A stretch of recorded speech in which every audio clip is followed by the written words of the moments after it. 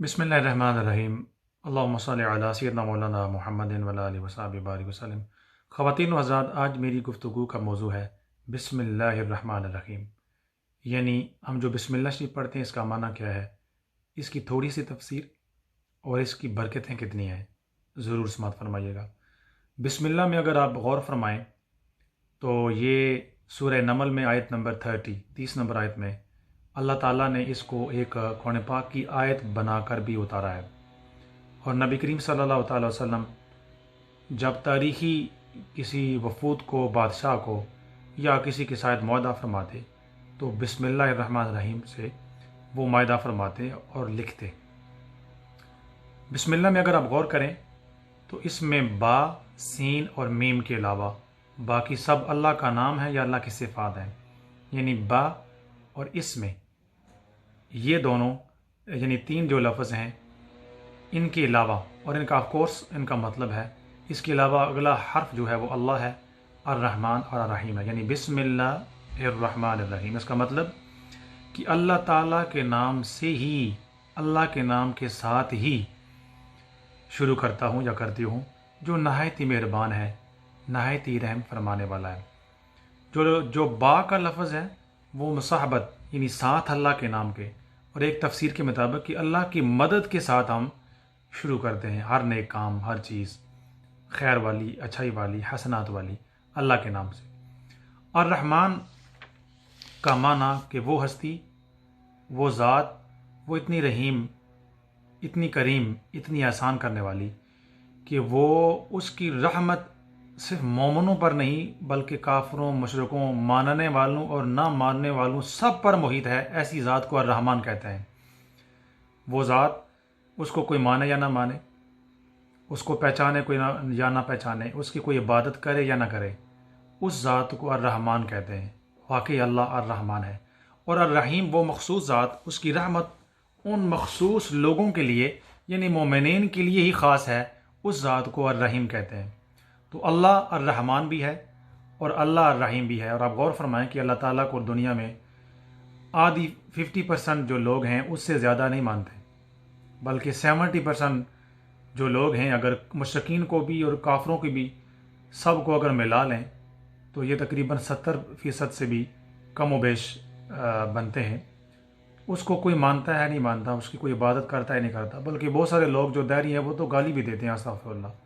اس کو اللہ تعالیٰ کی رحمت اتنی وسیع ہے کہ وہ ماننے والے اور نہ ماننے والوں کو وہ آکسیجن بھی دیتا ہے، ہوا بھی دیتا ہے، پانی بھی دیتا ہے، وہ کرم بھی کرتا ہے، وہ فضل بھی دیتا ہے، وہ زندگی دیتا ہے، وہ شفا دیتا ہے، المختصر وہ امن دیتا ہے، وہ سلامتی دیتا ہے، چین دیتا ہے، روح دیتا ہے، سب کچھ وہ ذات، کوئی مانے نہ مانے اس ذات کو الرحمن کہتے ہیں۔ اسی طرح ایک قول کے مطابق الرحمن اللہ کی جو صفت ہے وہ دنیا میں وہ سب کو نوازتا ہے، الرحیم اللہ تعالیٰ کی جو خاص صفت ہے وہ آخرت میں وہ ظاہر ہوگی، وہ صرف مومنوں کے ساتھ اور مسلمانوں کے ساتھ ظاہر ہوگی۔ نبی کریم صلی اللہ علیہ وسلم نے تفسیر تبیان القرآن ہے پیج نمبر 158 کچھ چیزیں بیان فرمائیں کہ جب تم دروازہ بند کرو تو بسم اللہ پڑھو، جب چراغ کو گل کرو، موجودہ زمانے میں لائٹ آن کرنا، لائٹ آف کرنا، اس کو بسم اللہ پڑھو، برتن کو ڈھانکو بسم اللہ پڑھو، اس کے اندر نور ہے، اللہ کا خوراک ہے۔ اور اس کے علاوہ جب مشک کا منہ بند کرتے ہوئے بسم اللہ پڑھو، یعنی پانی، پرانے دور میں مشک وغیرہ ہوتی تھی۔ اس کے علاوہ فرمایا کہ تم جو بھی کام اچھا اللہ کے نام سے شروع کرو گے شیطان سے محفوظ رہو گے۔ اسی طرح نبی کریم صلی اللہ علیہ وسلم نے فرمایا، حضرت عمر بن ابی سلمہ سے فرمایا ہے، بیٹے بسم اللہ پڑھو اور اپنے دائیں ہاتھ سے کھاؤ اور اپنے سامنے سے کھاؤ۔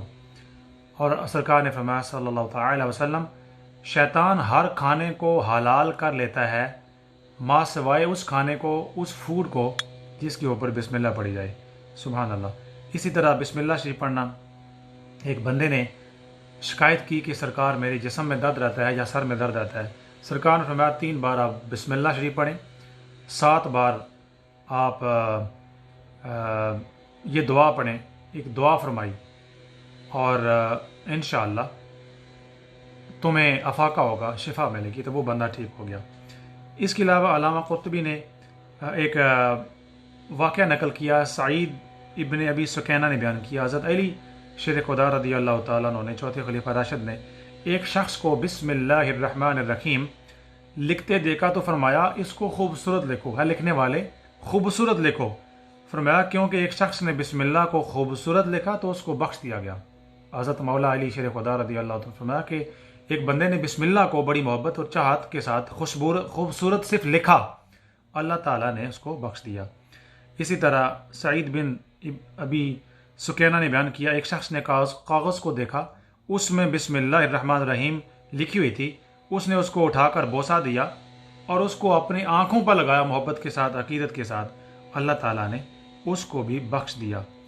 اور ایک اور روایت کے مطابق حضرت عبداللہ بن مسعود رضی اللہ تعالیٰ عنہ تفسیر الجامع احکام القرآن، اس کے مطابق یہ اس کا ترجمہ ہے، ایک قول ہے، فرمایا جو شخص چاہتا ہو کہ اللہ تعالیٰ اس کو جہنم کے 19 فرشتوں سے نجات دے، وہ بسم اللہ الرحمن الرحیم پڑھے، تاکہ اللہ تعالیٰ بسم اللہ کے ہر حرف کے بدلے اس کو جہنم کے ایک فرشتے سے محفوظ رکھے، کیونکہ بسم اللہ کے 19 حروف ہیں۔